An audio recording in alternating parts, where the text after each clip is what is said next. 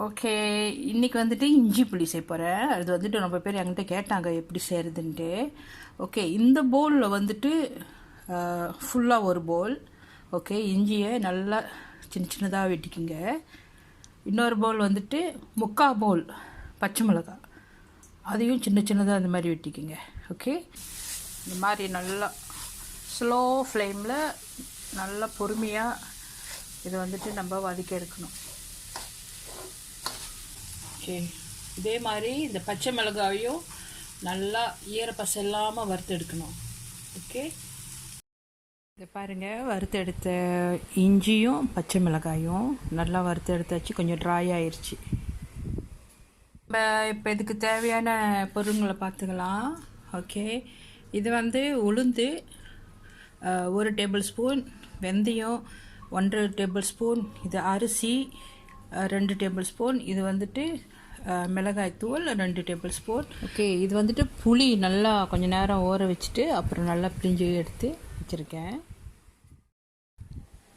இது கடைசியாக தாளிப்புக்கு காஞ்சி மிளகாய், கருவேப்பிலை, கொஞ்சம் கடுகு, வெந்தயம், அரிசி, உளுந்து 3யும் தனித்தனியாக வறுத்து எடுத்துகிட்டு அப்புறம் நம்ம பிளெண்டரில் அரைக்கணும். ஓகே, இது 3யும் இப்போ நல்லா ஃபைனாக அரைச்சி எடுத்தாச்சு. சட்டி சூடாகிட்ட பிறகு புளி தண்ணியை ஊற்றிடுங்க. இதோட இந்த மிளகு நல்லா ஸ்லோ ஃப்ளேம்லேயே நீங்கள் நல்லா அதை வேக விடணும். ஓகே, உப்பு வந்துட்டு தேவையான அளவுக்கு உப்பு போட்டுக்குங்க.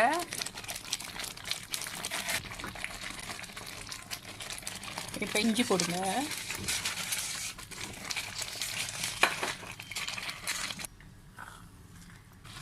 இப்போ பச்சை மிளகா போட்டுடலாம்.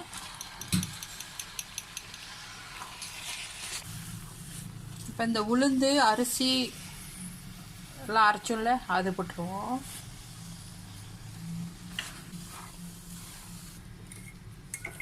ஓகே, இப்போ 1 டீஸ்பூன் பெருங்காயமும் ஒரு பெரிய 1.5 கரண்டி கருப்பு சீனியும் போட்டுருங்க.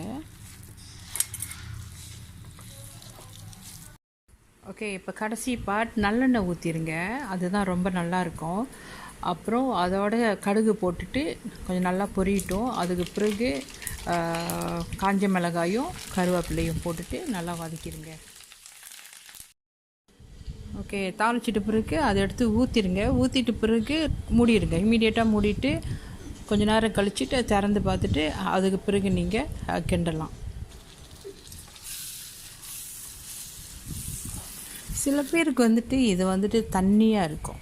ஓகே, எனக்கு வந்துட்டு இந்த மாதிரி கொஞ்சம் கட்டியாக செஞ்சு சாப்பிட தான் பிடிக்கும். ஓகே, இது வந்துட்டு நம்ம வெறும் சோத்தில் கூட கறி ஒன்றும் இல்லாமல் இதிலே சாப்பிட்லாம்.